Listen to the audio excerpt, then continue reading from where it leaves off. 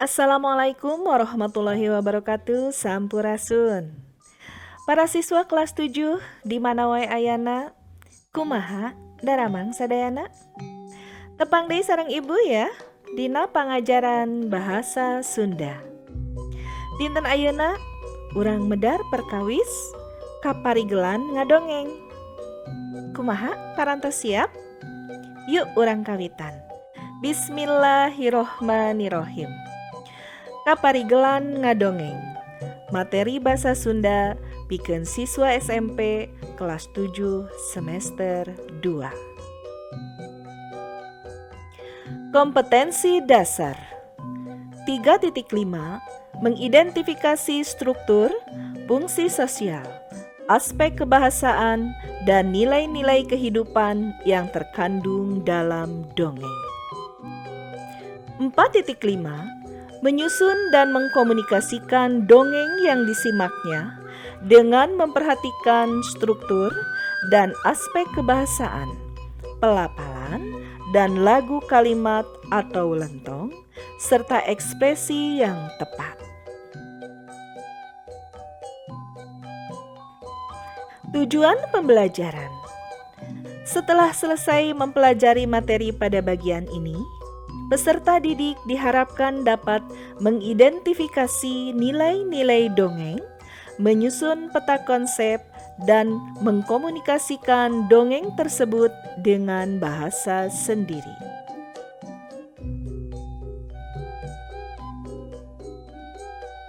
Ngadongeng. Ngadongeng teh mangrupa salah sahiji kaparigelan nyarita. Ngadongeng henteu sarua jeung maca dongeng. Anu mata, dina ngadongeng mah urang kudu bener-bener apal kana dongeng anu rek didongengkeun.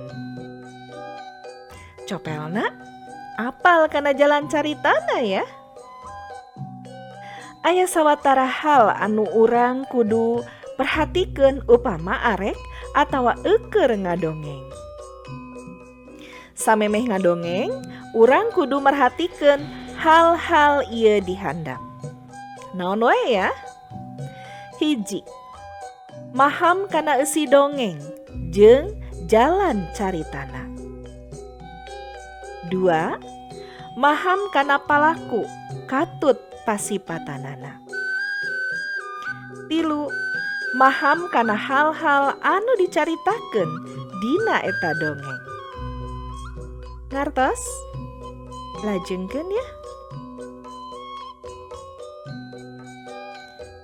Dina prakna ngadongeng, hal nu kudu diperhatikeun nyaeta 1. Ngagunakeun sora anu bedas. Bedas teh tariknya ulah harewosan. 2. Ngedalkeun kekecapanana bentes. Bentes teh jentrek.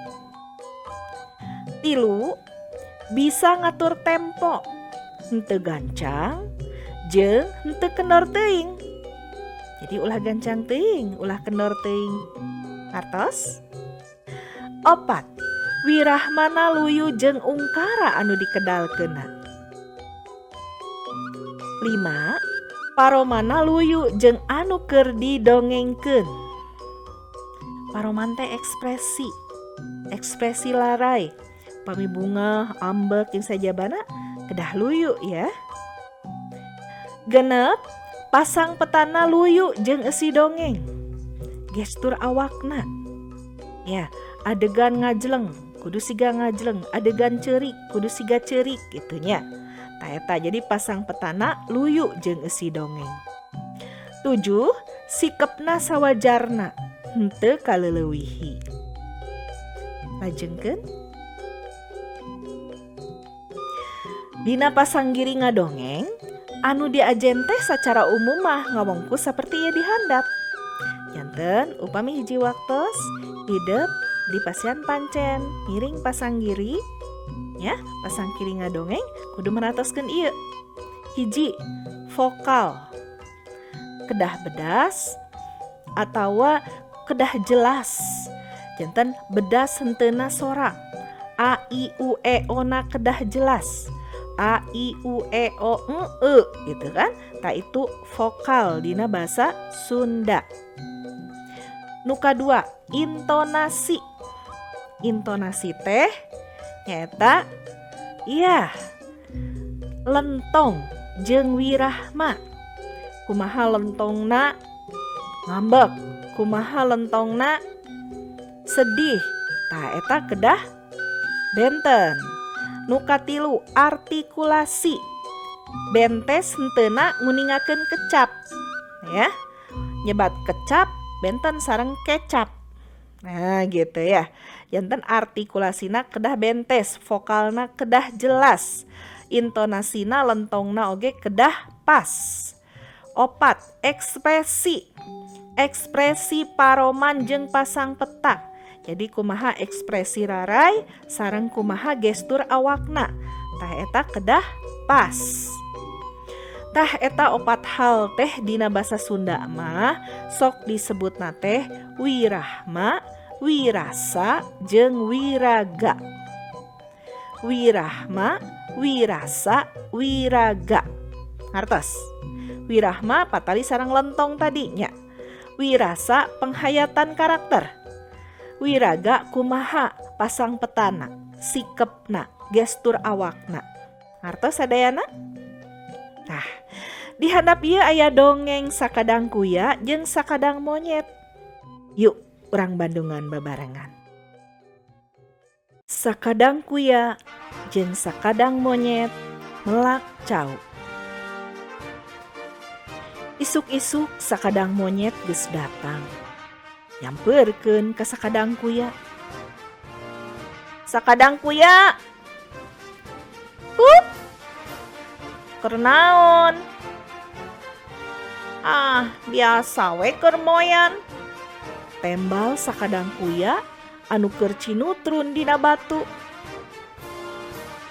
Ari tadi peuting sare di mana sakadang monyet teh? Sakadang kuya malik nanya. Di ditu, di deket kebon patani. Baru ujang teu sieun ku patani. Henteu. Da patanina oge areuweuh. Imahna ge katenjona karosong. Cigana mah keur arindit jauh. Kade sing hati-hati mun papanggih jeung patani. Patani teh manusa. Manusa teh hararak jeung sagala beuki deui. Sing percaya we atuh ka uing. Jempe sajongjongan. Pok sakadang monyet nyarita deui. Lain sakadang kuya. Uing teh kabita ku patani. Kabita kumaha? Kabita ku cara hirupna ani asa garenah. Parabae mun hayang barang dahar kudu kukurilingan heula neangan dahareun cara urang. Eas kari nutu atuh deungeuna karingala di kebon. Geus puguh sabangsa lalab mah asal daek ngalana. Kabeh aya di kebonna. Atuh kudu daek ngebonjang mun hayang kitu mah. Nya. Kumaha lamun ayeuna urang ngebon nurutan patani? Meureun mun hayang barang hakan teu kudu kukerilingan heula cara ayeuna. Karingala we di kebon. Alus tajang boga pikiran teh. Ngan melak naon nya anu pantes keur urang. Ceuk sakadang kuya bari mikir. Kulantaran uing mah karesep teh cau. Kumaha upama urang melak cau? Da uing oge resep kana cau mah.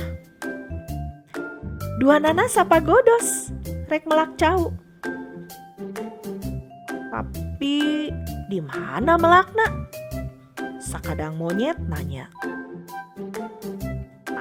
Didinya we tadi girang di sisi leuwih. Didinya aya tanah kosong. Ejeuh namun kurang di kebonan teh. Tanahna oge halus deui didinya mah. Tembal sakadang kuya. Naha, lain dihilir we atuh deket basisir. Cek sakadang monyet. Didinya mah tanahna kurang hade, geus campur jeung keusi. Cek sakadang kuya. Sapuk bae rek ngebon cau di tanah kosong sisi leuwih. Ari binihna rek ngala di kebon patani. Kabeneran, patanina keur eueuh. Malah tina ayana oge moal ambek sugan ari dipenta binih cau mah. Asal ulah diala cauna we. Komo anu geus asak dina tangkal mah. Bring, atuh sakadang kuya jeung sakadang monyet indit ka kebon patani. Ari sakadang kuya rek melak naonana? Sakadang monyet nanya. Uing mah rek melak anakna we. Har, atuh lila kana buahanana ari rek melak anakna mah. Da kitu biasana. Ari melak cau mah kudu anakna. Tuh kitu. Uing mah rek melak jantungna we. Cek sakadang monyet. Naha? Ari sakadang kuya bodoh teh dibeakeun ku sorangan. Yeuh, ari cau teh asalna tina jantung. Anu mata, uing mah arek melak jantungna. Ambeh tereh kala buahna. Cek sakadang monyet bari semu ngece ka sakadang kuya. Uing mah rek nurutan jeung nurutkeun tali paranti we melak anakna anak cau. Hog atuh. Sakadang kuya melak anakna. Uing melak jantungna. Ayeuna mah urang paheula-heula we buahan. Pasti pelak uing anu pangheulana buahan mah. Cek sakadang monyet yakin pisan. Caritana eta dua sobat teh geus marelak cau di tanah nu sisi leuwih teh. Sakadang kuya melak anakna, anak cau. Ari sakadang monyet melak jantungna. Saminggu ti harita pelak cau teh ditareang. Sakadang kuya pelak cau teh geus kumaha? Sakadang monyet nanya. Karak lilir nuing mah. Ari nu sakadang monyet geus kumaha? Geus beukah. Sakedeung deui oge geura bijil buahna. Cek sakadang monyet bungah naker. Saminggu deui ti harita maranehna nareang deui pelak cauna. Sakadang kuya pelak cau teh ayeuna geus kumaha? Cek sakadang monyet. Anu uing mah geus bijil pucuk. Ari nu sakadang monyet kumaha? Pelak uing mah atung-atung eneh ae. Tembal sakadang monyet ngabelehem. Maksudna mah jantung-jantung keneh bae. Selang saminggu pelak cau teh ditareang deui. Ayeuna geus kumaha pelak cau teh? Sakadang monyet nanya. Tuh, geus bijil pucuk tilu. Ari sakadang monyet atung-atung eneh ae. Beki lila pelak cau sakadang kuya beki ngagedean malah moronton jadina oge. Kawan tu tanahna subur. Ari pelak jantung sakadang monyet mah tibatan jadi kalah buruk. Nampuyak digembrong laler.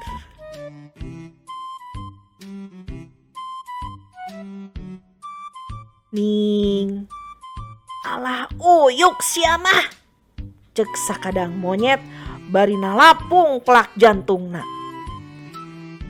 Sakadang kuya ukur mesem nenjok kalakuan sakadang monyet gitu teh. Da nyero hatena mah nyeungseurikeun bari ngagerentes. Dasar kolot begog.